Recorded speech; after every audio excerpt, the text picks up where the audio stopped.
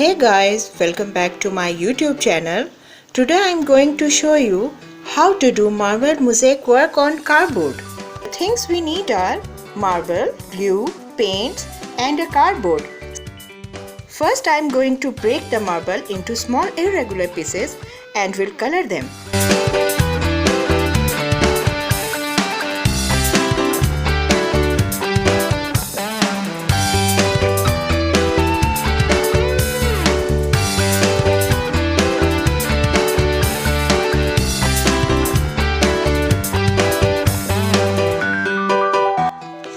I already painted the hardboard white and pasted the sketching of swans and have done half of the mosaic work.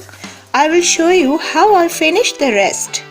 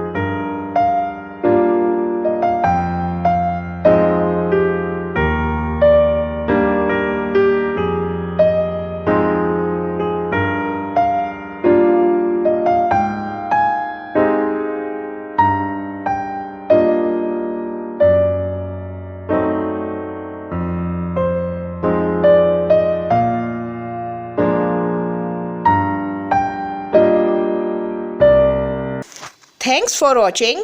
I hope you liked it.